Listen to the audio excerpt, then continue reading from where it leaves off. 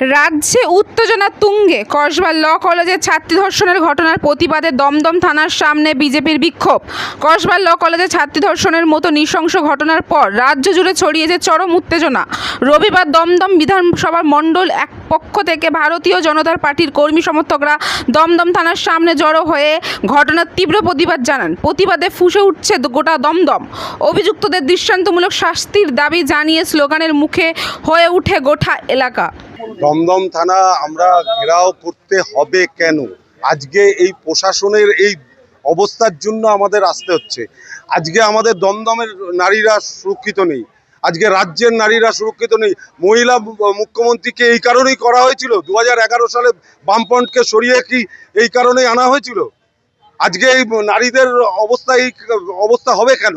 এই মহিলার প্রতি, মেয়েটার প্রতি যে নির্মম অত্যাচার হয়েছে তার বিরুদ্ধে আমাদের রাজ্য সভাপতি সুকান্ত মজুমদার পথে নেমেছিল আন্দোলন করার জন্য। তাকে বিনা কারণে কালকে পুলিশ গ্রেপ্তার করে নিয়ে যায় এবং তাকে পিআর বন্ডে সই করতে বলা হয়। তিনি একজন মিনিস্টার হয়ে তাকে অনৈতিকভাবে রাজ্য প্রশাসন, পুলিশ তাকে এই কাজটা করতে পারে না, তাকে অনৈতিকভাবে কালকে গ্রেপ্তার করা হয়েছে। এবং তিনি যখন পিআর বন্ডে সই করতে অস্বীকার করে তখন তাকে সারা রাত থানায় লকআপে বসিয়ে রেখে লালবাজারে, আমরা সবাই সেখানে ছিলাম, তাকে সকাল 7টার সময় ছাড়া হয়। দমদম থেকে ক্যামেরায় বিপ্লব, আমি রিঙ্কি, নিউজ কলকাতা 24।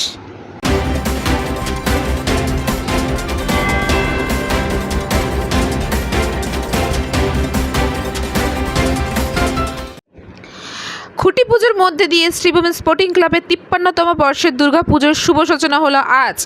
উদ্বোধন করেন শ্রীভূমি স্পোর্টিং ক্লাবের কর্ণধার তথা রাজ্যের দমকল মন্ত্রী সুজিত বসু। খুঁটি পুজোতে প্রচুর মানুষের ঢল লক্ষ্য করা যায়। উপস্থিত ছিলেন বিধাননগরের পুলিশ কমিশনার মুকেশ কুমার, বিধান পৌর নিগমের মেয়র কৃষ্ণা চক্রবর্তী, টলিউডের অভিনেতা অঙ্কুশ, বিশিষ্ট সঙ্গীত শিল্পী শ্রীকুমার চট্টোপাধ্যায়। শ্রীভূমির মূল আকর্ষণ নর্থ আমেরিকার নিউ জার্সির স্বামীনারায়ণ অক্ষরধাম মন্দির অনুকরণে এবছর শ্রীভূমির দুর্গাপুজোর মণ্ডপটি তৈরি হবে। এটি ভারতের বাইরের বিশ্বের বৃহত্তম হিন্দু মন্দির। স্বামীনারায়ণ অক্ষরধাম মন্দিরটি হলো একটি হিন্দু মন্দির ক্যাম্পাস। শ্রীভূমি থেকে ক্যামেরায় পলাশ, আমি রিঙ্কি, নিউজ কলকাতা 24। যত আমার এখানে ম্যাডামা থেকে শুরু করে সিএম ম্যাডাম থেকে যতজন এসছে,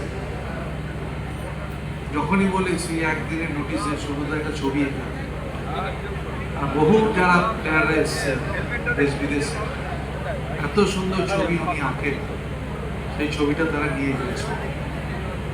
আমি সুব্রত গঙ্গোপাধ্যায়কে, আমাদের ক্লাবের চিফ অ্যাডভাইজার, তার জন্য শুভেচ্ছা। শ্রীকুমার দার কথা আগেই বলেছি, শ্রীকুমার দা খুবই বড় একজন শিল্পী। তার বাবা রামকুমার চট্টোপাধ্যায় টপ্পা গানে যিনি 1 নম্বর ছিলেন এবং